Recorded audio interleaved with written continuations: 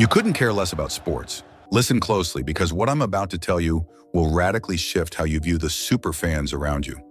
Here's the truth no one talks about. Not caring about sports doesn't make you boring. It doesn't mean you're broken.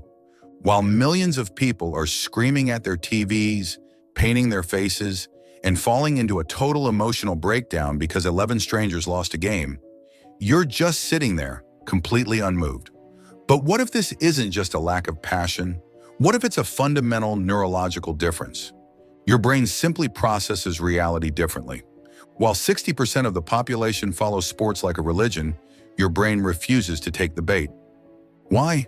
Biologically, humans are tribal animals. For millennia, belonging to a clan was a survival mandate. You hunted together, protected each other, and stayed alive. Modern sports are essentially tribalism 2.0. For the majority, the brain triggers ancient reward circuits just by seeing their team win. It's an evolutionary hit of dopamine. But for you, that tribal wiring is either more subtle or redirected elsewhere. You've traded the pack instinct for a different kind of stimulation. When someone watches their team, their brain releases oxytocin, the bonding hormone, the same chemical that makes you love your family. Wild, right? Their brain literally tricks them into thinking these millionaire athletes are part of their clan. But here's where it gets interesting. People who don't obsess over sports often have what psychologists call lower tribal instincts. Their identity isn't as strongly tied to being part of a group. They're more individualistic. They're more likely to say, I don't need to belong to something bigger to feel complete. And there's actual research on this. A 2019 study found that people with low sports interests showed way less us versus them thinking. They don't automatically hate the other team just because they're not on their side. But wait, it gets weirder, because what happens in the brain of a sports fanatic during a game is legitimately concerning. You know that feeling when you're about to open a present? That anticipation? That's dopamine firing in your brain. Sports fans get that same hit during games every play, every possession. Constant microdoses of anticipation and reward. It's literally addictive. Studies using fMRI scans show that watching your team activates the same reward centers as gambling and other highly compelling activities. And here's the kicker. The uncertainty is what makes it so powerful. You don't know if your team will win. That unpredictability keeps the dopamine flowing. It's intermittent reinforcement, the most addictive reward schedule known to psychology. The same principle that makes slot machines so effective. The mechanism is eerily similar to other forms of behavioral addiction. Your brain doesn't distinguish much between different sources of dopamine. It just knows it wants more. People who don't care about sports, their dopamine systems simply aren't triggered by vicarious competition. And this might be genetic. Research from the University of Chicago suggests that variations in dopamine receptor genes can predict how much someone cares about competitive spectator activities. Think about that. Your complete indifference to whether the Lakers win or lose might literally be in your DNA. But there's another layer. Sports fans experience something called burgeoning, basking in reflected glory. When their team wins, they say, "We won." When their team loses, they lost. Notice the pronoun switch.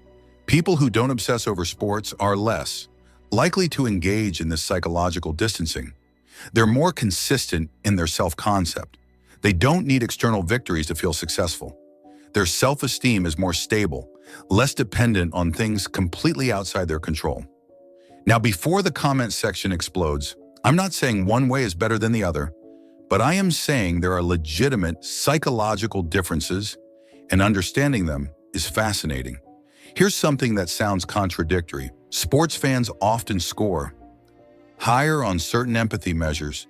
They practice caring deeply about other people's struggles, even if those people are strangers wearing their team's jersey. So why don't non-sports people feel that same empathy for athletes? It's about empathy allocation. Everyone has a limited capacity for caring deeply about things. Sports non-fans often direct that empathy toward different interests, social causes, personal relationships, creative projects, intellectual challenges. A 2021 study found that people with low sports interests scored way higher in openness to experience and love of art and beauty. They're getting their emotional highs from art, music, dance, nature, ideas. Their brains are seeking the same reward, meaning, connection, transcendence. They're just finding it somewhere else. And let's be honest about something else. For some people, not caring about sports is actually a defense mechanism. Maybe they were bullied in gym class. Maybe they felt excluded by sports culture. Maybe they're pushing back against the aggressive competitiveness often tied to sports fandom. It's compelling because it's unpredictable. Real-life drama with genuine stakes. People who don't care about sports often find that randomness meaningless.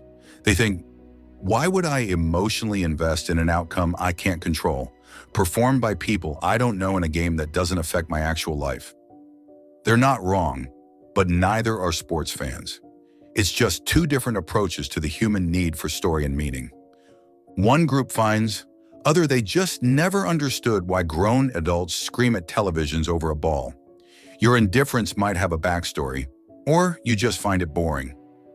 Both are valid, but here's the part that explains so much about why sports fans and non-sports fans sometimes can't understand each other.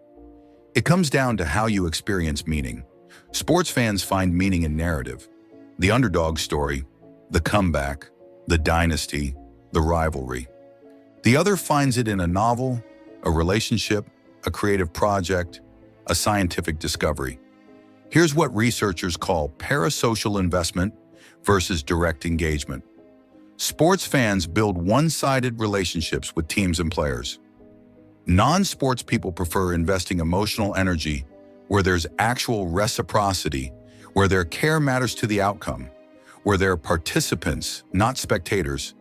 Neither is superior. They're just different.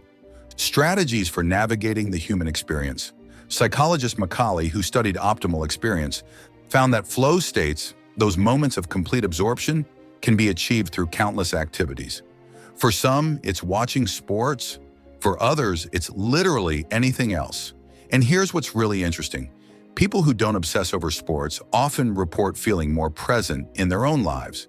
They're not spending 3 hours every Sunday experiencing someone else's struggle. They're engaged in their own. There's something quietly radical about that. So what does all this mean? If you don't care about sports, you're not missing out on some fundamental human experience. You're just different. Your brain's reward system, your tribal instincts, your empathy allocation, they're all calibrated differently, and that's perfectly okay. The next time someone asks, "Did you see the game?" and you genuinely could not care less, remember, you're not abnormal. You aren't fading into the background. You're simply playing a game whose rules the crowd doesn't even know, a game where the stakes are often much deeper. Want to understand why your mind works differently?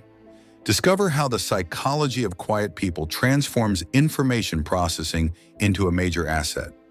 Click on one of these videos to explore your full potential.